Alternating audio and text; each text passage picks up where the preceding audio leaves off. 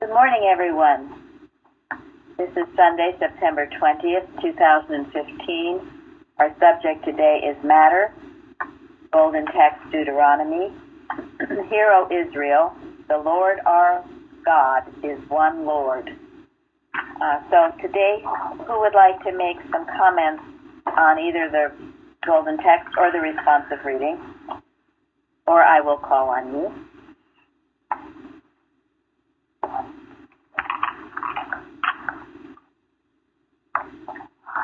All right. Go ahead. I was going to say I really like the word one in this, the Golden Text.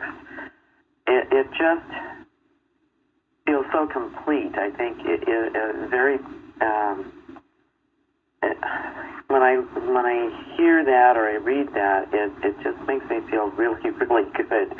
And it reminded me a bit of an article that Bicknell Young wrote on oneness. It was actually a fairly long article, and he went on about oneness. It's important. Right, that's a very important article to know about oneness. It's in Collected Writings. It's an excellent article on our oneness with God. And this Golden Text also goes along with the final statement in the lesson in Science and Health on page 340 that Suzanne referred to on the forum. One infinite God good, and then listing all the things that one good God does. And I would suggest in your watches, in your individual watches, you can think about that and go over that. It's a very complete treatment. This whole statement could be used in any watch, really. It's wonderful. One infinite God good unifies men and nations, constitutes the brotherhood of man, ends wars, fulfills the scripture, love thy neighbor as thyself, annihilates pagan and Christian idolatry. Whatever is wrong in social, civil, criminal, political, and religious codes, equalizes the sexes, annuls the curse on man, and leaves nothing that can sin, suffer, be punished, or destroyed. What is there left?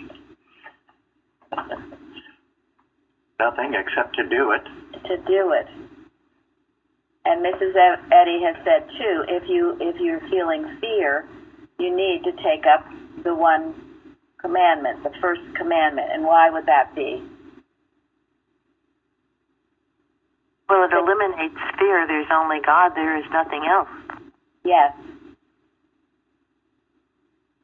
You really get into a sense that there is only the one God and there is nothing else. Therefore, there is nothing to fear. And there's also nothing else to worship. And I know in many, many places in Mrs. Eddy's writings, she warns about worshiping personality. Obviously, we're not in a day and age where we're going to melt our gold and make a golden calf. So it is all too common to worship other things, and usually it's other people. We look at the example of another person, and either we like or dislike based on what we see with a personality. But that's wrong. We've got to look beyond the person and get the spirit of things, of what's going on. Recently it's been talked about, I saw a documentary about the Revolutionary War where it was asked, how could they possibly have won? And the person said, well, the people that were the colonists were fighting for their life, and the people on the British side were fighting for the king that maybe they did or didn't go along with. But there was no sense of going beyond this sense of personality and looking at the underlying spirit. The people that were fighting here were fighting for the higher cause, or fighting for something that was beyond the physical senses. They were here to worship the one God. Incidentally, that is the American dream. Let's not misunderstand what the American dream is, which is for everyone in the world, frankly, and that is to worship God, the one and only God, as a matter of conscience without having to satisfy somebody else's opinion, where the whole idea of personality is out altogether. only the one God only. Thank you, Bruce. Here we go. The Lord our God is one Lord. Some excellent points. Yeah. And give us the definition of plain field while you're at it. Okay, might as well while I'm on a roll. Yeah, Plain field. There's no mistake that we use this word. It's divided into two words, and the first is plain. And the plain means, and it's not a geographic location. We're going to get to that. Okay. We're going to get there. Yeah, believe me, we are. Plain means it's uncovered, exposed, out in the open, and it is indeed plain to see. And the word field comes from the military context where it's the place, the battleground, so to speak, where the battle between good and evil is fought. So, you don't have to be here in this city limits in the middle of New Jersey to be in Plainfield. In fact, everyone on the call here, indeed, you are in Plainfield in this sense. Yeah, it's gotten to be, people are constantly referring to Plainfield. It's a symbol of something and much more than just this city, locality. And I thought that was a beautiful definition of those two words. And it is true that in the Revolutionary War, we have a place near here called Washington's Rock, which is up in the Watchung Mountains. And it is said that he went up there, and when he looked out on the battlefields, he looked at Plainfield and said, "There is a plain field." And that is how we got our name. And I'm sure it has to do with exactly what Bruce's definition of. I used to kiddingly tell Gary when we were first going out together that Plainfield was the center of the universe. And little did I know that it probably really is. Okay. Thank you, Bruce, for Thank explaining to us all where we really are. Exactly. Where we really are, out in plain view and fighting the battle between material senses and spiritual. And this issue had actually come up when we have more members in attendance outside the city limits here than in. Should we use this word Plainfield? And it never came that we would change the name of the church. Our website, plainfieldcs.com, it goes all over the world. Not a local thing. It is a universal thing, quite frankly. Thank you. Are we on the golden text? We're on the golden text and the responsive reading. I love the first verse in the responsive reading. And thou shalt love the Lord thy God with all thine heart and with all thy soul and with all thy might. It's with everything that's within us and our senses. We look beyond material sense and just defeat it and look with our spiritual sense to God. And we put every might, every part of our being and our thinking into God. I just love this so much. Thank you. Elizabeth, what did you write on the forum? I can read it if you'd like. And thou shalt bind them for a sign upon thine hand, and they shall be as frontlets between thine eyes. This citation really struck me because we can't just give lip service to loving God with all thine heart and with all thy soul and with all thy might. This demand must be first and foremost in our thought, like a covenant. The Jews at that time inscribed the commandments on small pieces of parchment and attached them to their forehead and wrists to keep God's laws always in remembrance. And that just really struck me because I just can picture that at the forefront of my thought to remind me that I just have to have God first and be obedient to Him before anything else. Thank you. And, I love that idea. Of course, I guess we won't stick anything on our forehead, but wasn't there some football player who did do that? He wrote things on his helmet or something. Anyway. Pardon me? I think it was Tim Tebow, maybe? Oh, yeah, probably. long as it's not L for loser. I'm sorry, I couldn't hear that. Oh, I was being silly. Oh, okay. Yeah.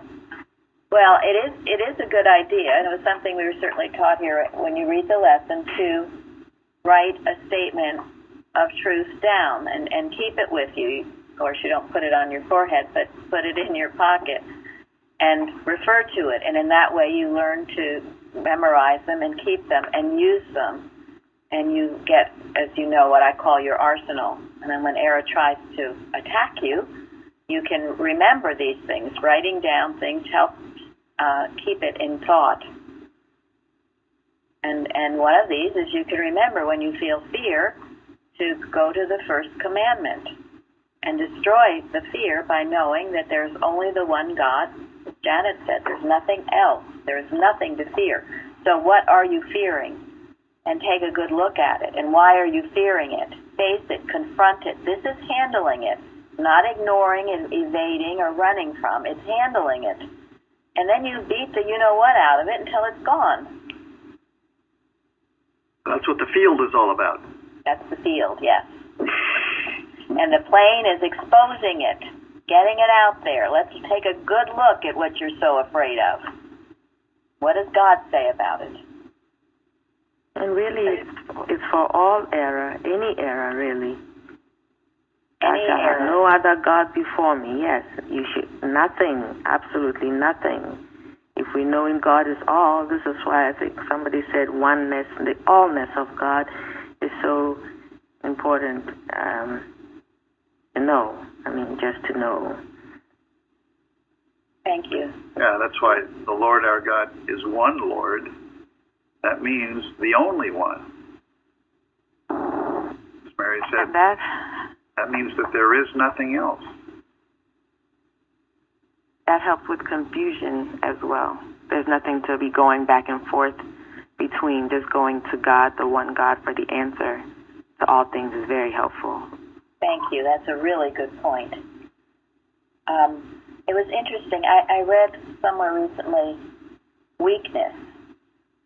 When you're feeling weak, physically weak or mentally weak, it brings out, it is mental confusion. So that's a good point, Dede. And think about it. When you hear people that sound weak or who act weak, isn't it true they're confused? Yes. Yes. Yeah, they're confused. If you knew the truth, you wouldn't be confused. You'd be strong, wouldn't you? So when you hear someone who's timid or kind of can't express themselves or feel they're going back and forth, vacillating from one thing to the next, it is mental weakness. They're not knowing the truth. Whenever you feel that way, ask yourself, what are you confused about? What two premises are you debating in your head? Because you are.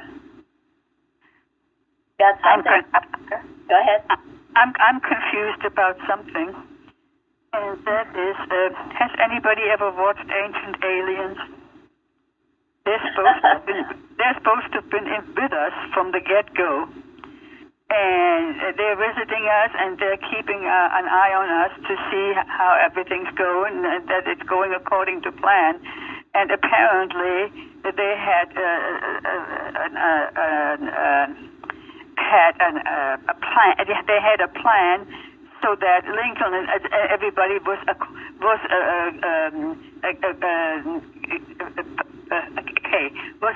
acting according to the plan. Okay, that we had this wonderful outcome here in America. Okay, they're keeping an eye on us. And anyway, I just wondered how if anybody else has had this experience and tuned into this, and how anybody else feels about this. Apparently, we've been visited by gods from the earliest, you know.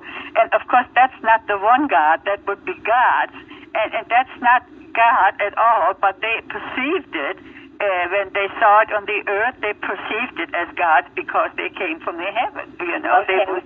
They were just stars. Karen, I think you answered your own question. Okay. Okay. You answered your own question. How did I answer?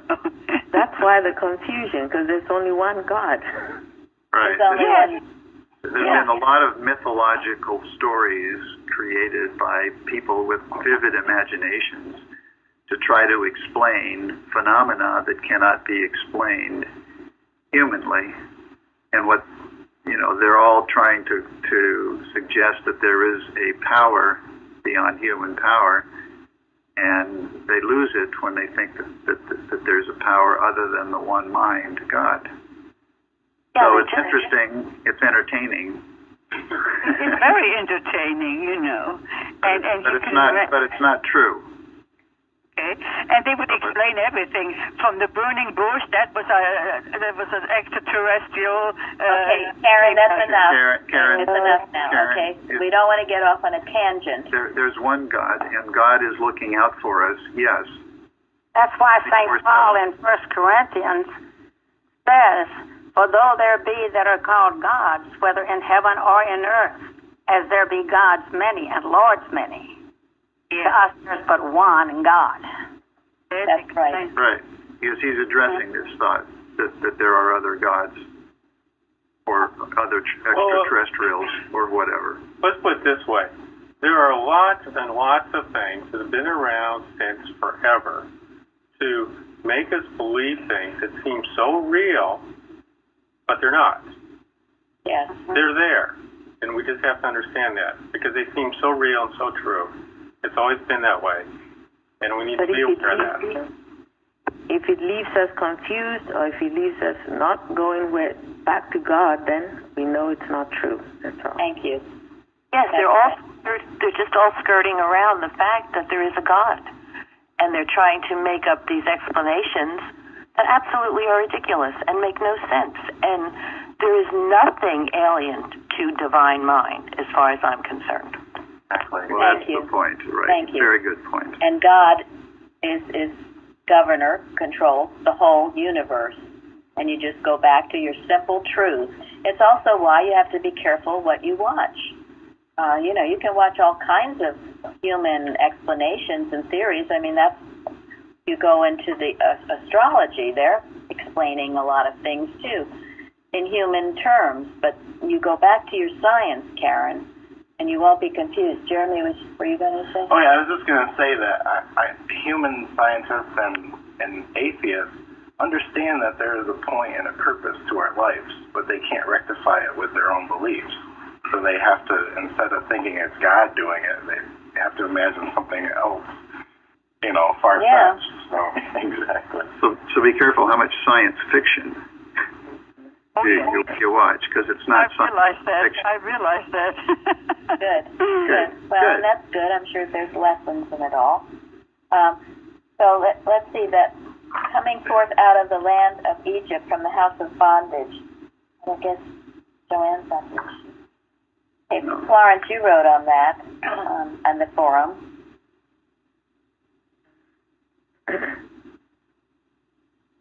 Does anybody have any modern Egypts that they're being led out of? When I was reading that first citation out of the Bible, when it said, "Thou shalt not bow down thyself to them nor serve them," it came to mind that thou shalt not serve sickness, sin, nor death. Good. How would you? I think Suzanne also wrote on that. Is she okay? That's right, she did, yes. Mm-hmm.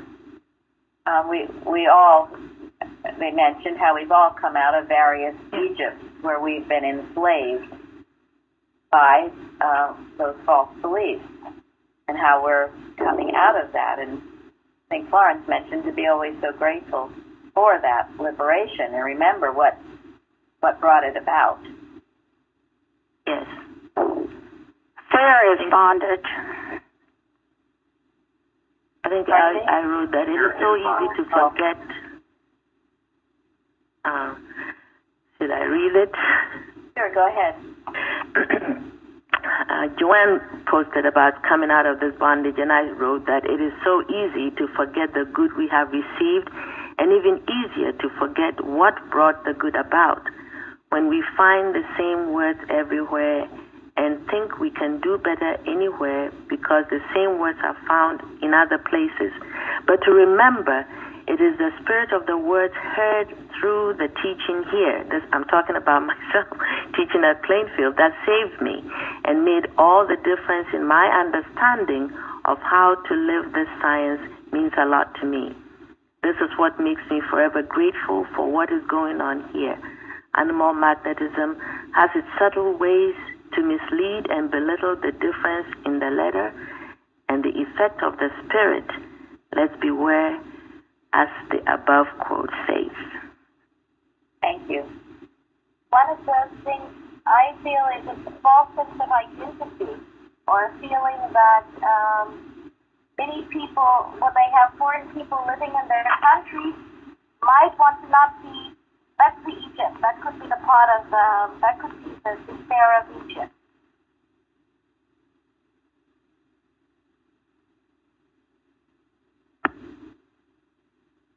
I'm not sure I quite understand that, sorry.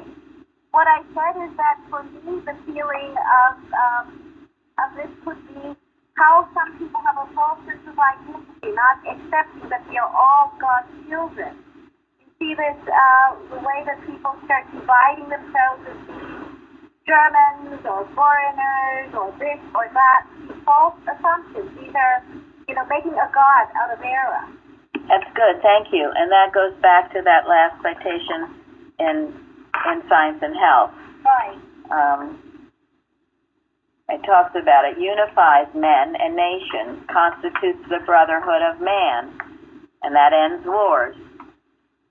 So here again, that's the one God, and it would be that all of this warring stuff, and this is what gives, quote, religion a bad name. A lot of the atheists will say that, well, religion has been the cause of so many wars. I mean, to read history, it would seem that's true. But it's not true religion that does it. It's the false human concept, limited concept, the false identification that you mentioned. Yes. Yeah, I mean, I'm not German, I'm not Swedish, I'm not Catholic. I mean, all of these labels are limiting labels. They're not expansive labels, if you will. They're not labels that bring you closer to God. That's why we have to take a stand when someone comes up to us and says nonsense, to just really refute that error and just know that there's one mind in control. Otherwise, we make a God of something else. Thank you. And, Zari and Uta have all of these refugees. If they're not already pouring into Germany, they will be. And they have to know this clearly, as do we all. And this is certainly something we work with in our individual watches and at Unity Watch. And you can use that first commandment, knowing that there's no separation, we're all one, and God places us. I know Elizabeth was talking about that too, perhaps doing reading sometime about place. Everyone has their right place, and no one can be misplaced or out of place. This is all part of the truth of our being. You know it first for yourself, your family, those around you, then you go out, your community, nation, world.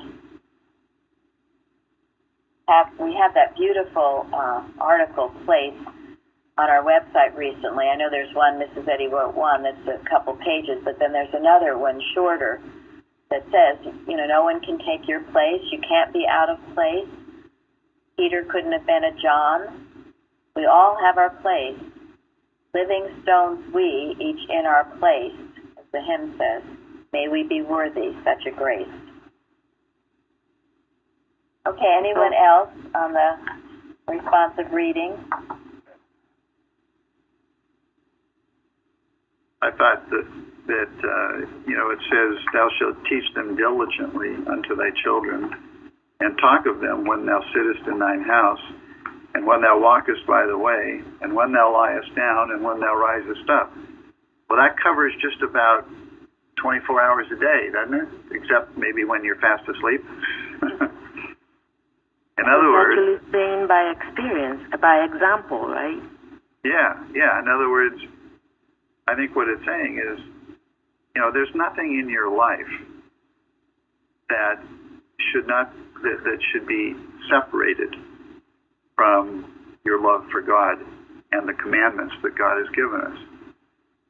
I mean, the commandments that God gives us should be the basis of everything in our life, everything in our society, everything in our government.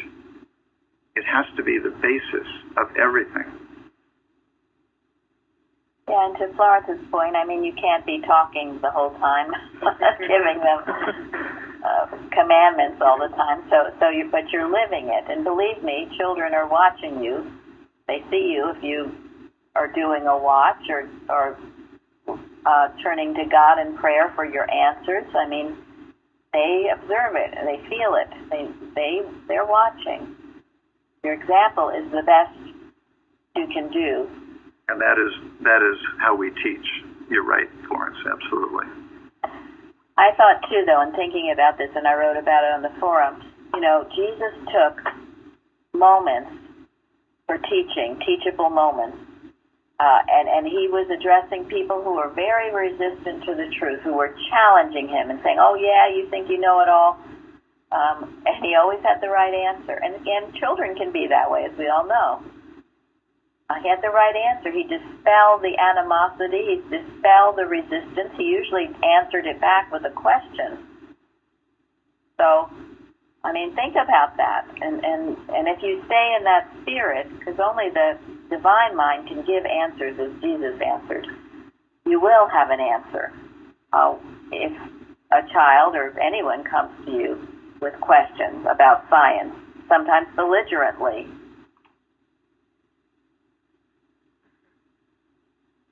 that's how they test. Yes, exactly. And that doesn't necessarily mean they believe what they're saying. They just want to push and test and see what you're going to say, just as they did with Jesus. I don't know if they always believed what they were saying. They were pushing him and testing him to see if they could trip him up or get the answer. And if you're in the right mind, you'll have it. And as long as you're doing the best you know how. None of us are that level. Jesus was amazing. But we can, that's what we aspire to be and do. Absolutely.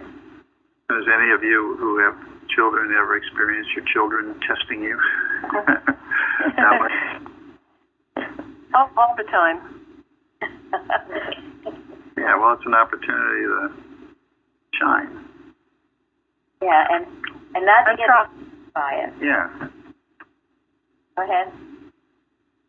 No, I'm just saying it's a work in progress. Right. Yeah, I wanted to say that that's been the case with me coming to Plainfield because as somebody had just described the whole thing about how atheists feel about religion. That's how I felt before I came to Christian Science. And unfortunately, the first experience I had with Christian Science really didn't live the moral standard that Mrs. Eddy and Jesus had set. And so when I first came to Plainfield, there was a lot of question because at one point somebody had, one Christian scientist had told me that a couple of people that had worked high up in Richard Nixon's administration and had run the Watergate scam were Christian scientists, and I was kind of shocked and said, well, that's not something I would brag about. So coming here, I really, but as I listen, as I've learned to close my mouth and listen, I'm just so grateful the standard that everybody has here on making all people equal and all nations equal. So that's what I'm very grateful for. We're so grateful that you came and questioned and continue to question.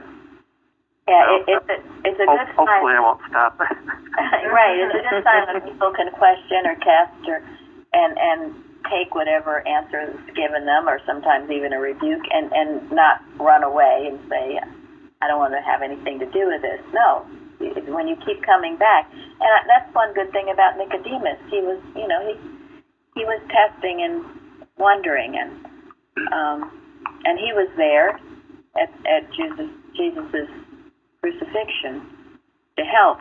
I think he knew. He ended up knowing that what the Christ said was the truth. And, in all fairness, we're all still working at this.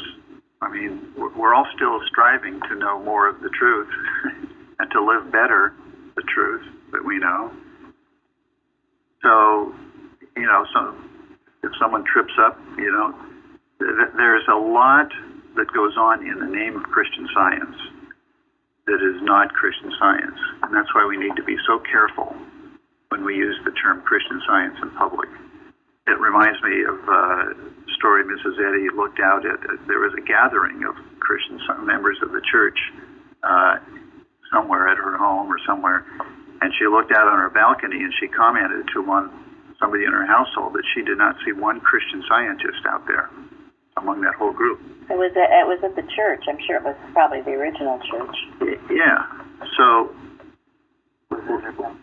Yeah. So be careful what we right, and we certainly what we ascribe to Christian Science. Never want to give anyone the impression we all think we've arrived. No one's arrived. I mean, it's as Elizabeth said, it's a work in progress. Got all of eternity. Yeah.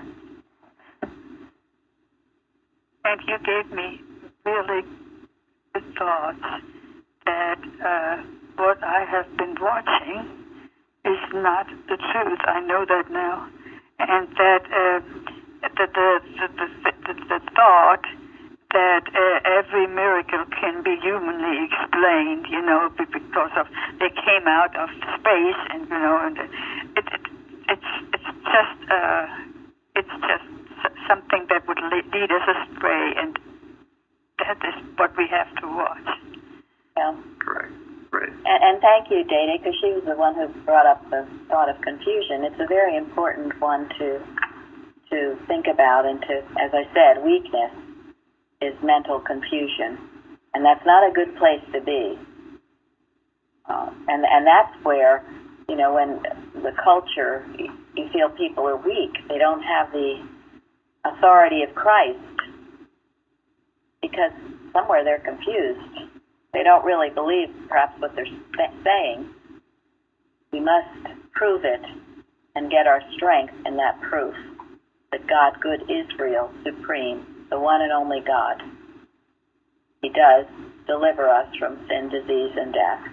And as we talked about yesterday, poverty, too. Okay, anyone else?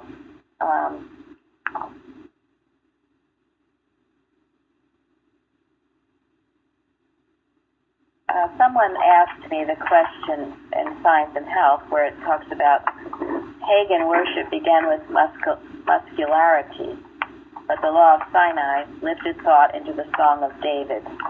What does that mean, it began with muscularity? It's materially strong, materially powerful. It's all matter. Okay, thank you. Someone said the flesh. Yes. Yeah, it believed just as Karen was talking about the aliens, but it had all some human explanation, and all the sacrifices of the animals and all the other things they did. There was nothing spiritual about it. They were bowing down to false gods. And now we worship athletes and models. You're right. Yeah, it hasn't changed that much, has it? You're right.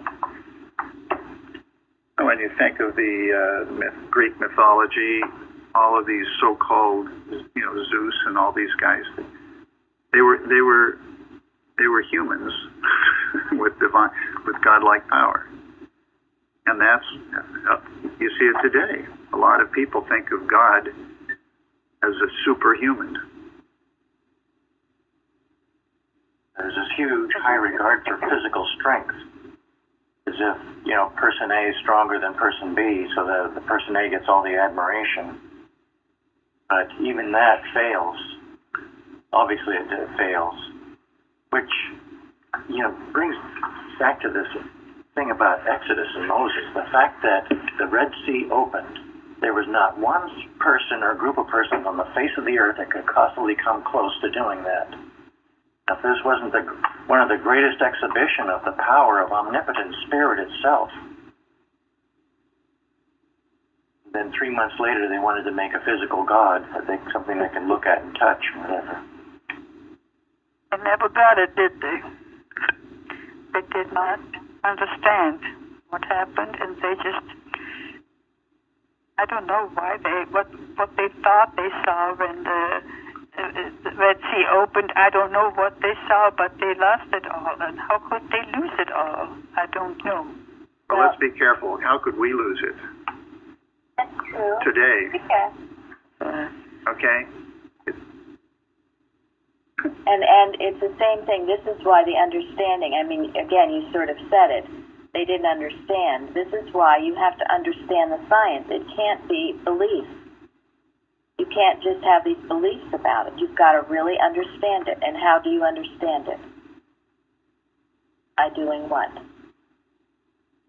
Demonstrating, living it. Yes. By obeying God's requirements.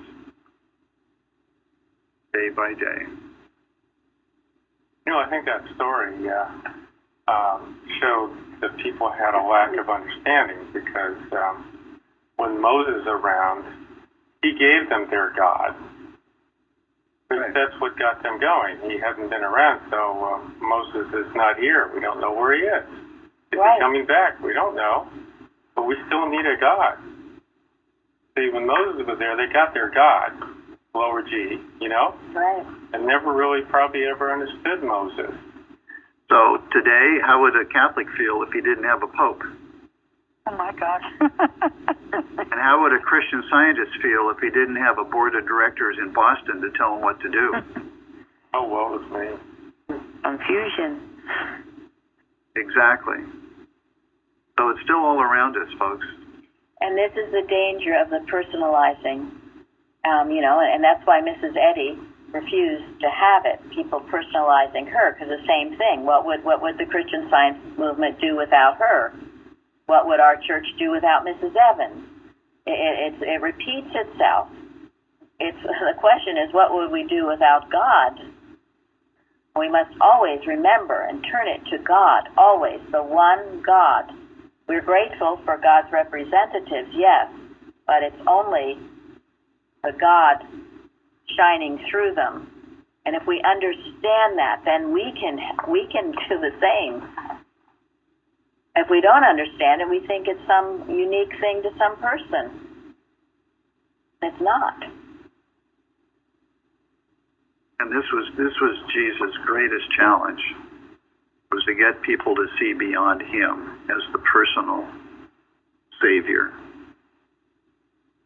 He ascribed everything to God.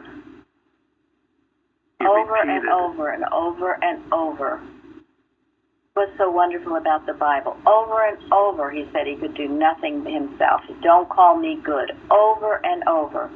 And Mrs. Eddy wrote that superb article, Personality in Retrospection and Introspection. Same thing. Get away from personal sense.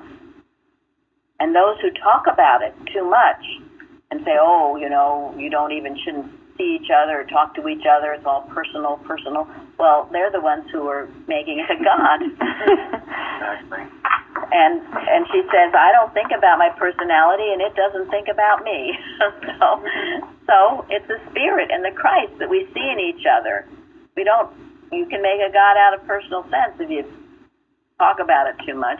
And that's what we would laugh about in other churches that we would go to. Everyone would run out after the service was over. People would just run home. Everyone didn't want to talk to anybody. And I once asked about it, and that was the explanation. Oh, it would be personal sense. We don't want personal sense to come in and people seeing each other personally. Well, my goodness. If we can't love our brother whom we can see, then how can we love? Yes. Yes. So let's not get carried away with it either. There's a right sense of it. Yes. So I think we will switch over now to miscellaneous writing. Thank you all, and we could go on for hours with this, and thank you too, Shahida. It was a wonderful Bible study. We've had two really good ones. I'm looking forward to another one. I think it's Lucia's up next, so moderating next Saturday. Okay, it's on page 35, line 27. Day, would you read it? Yes. What is immortal mind?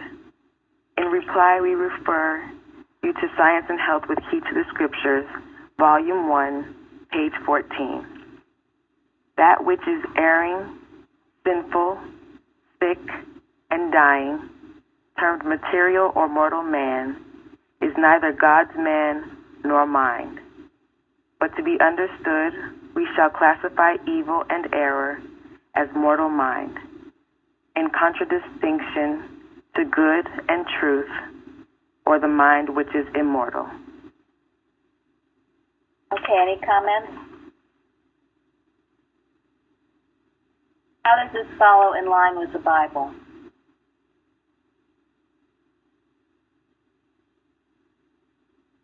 She based everything on the Bible.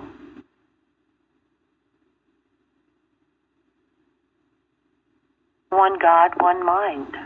One.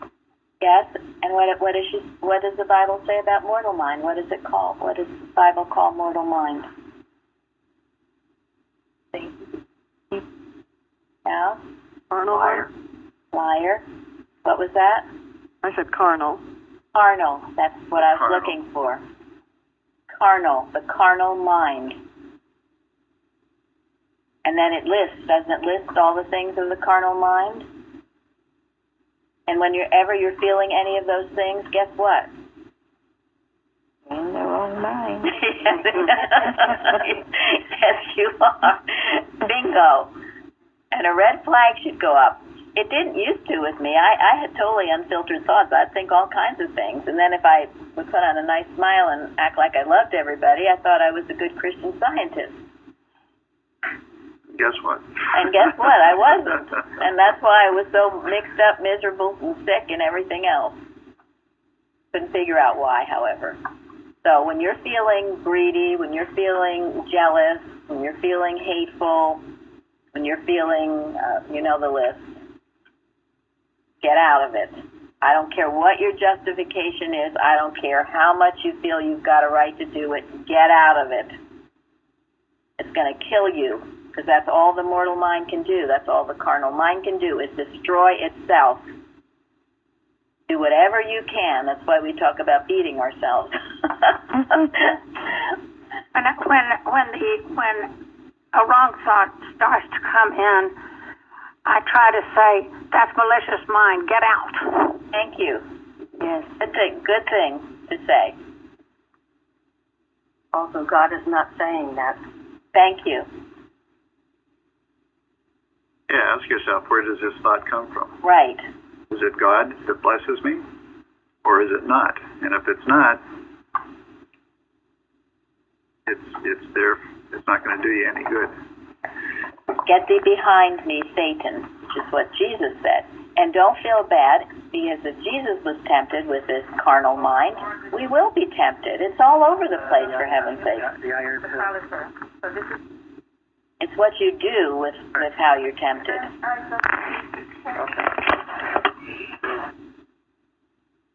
Okay, anybody else on that?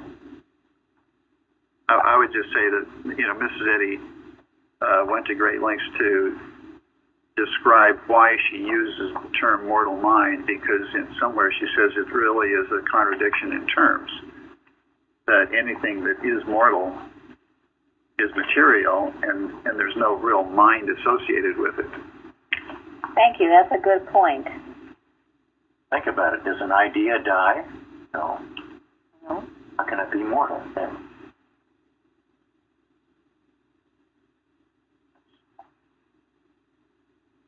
Thank you. Okay, the next one. How about Betty? The next question, page 36. Line 6. Yes. Do animals and beasts have a mind? Beasts as well as men express mind as their origin, but they manifest less of mind.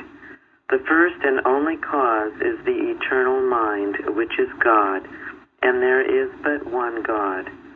The ferocious mind seen in the beast is mortal mind, which is harmful and proceeds not from God.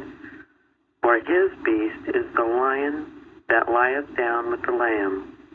Appetites, passions, anger, revenge, subtlety are the animal qualities of sinning mortals, and the beasts that have these propensities express the lower qualities of the so-called animal mind. In other words, the nature and quality of mortal mind, not immortal mind. Thank you. So any animal lovers want to speak to this?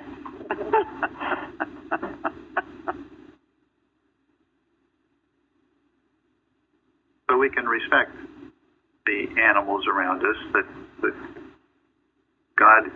God, the immortal mind, is their creator.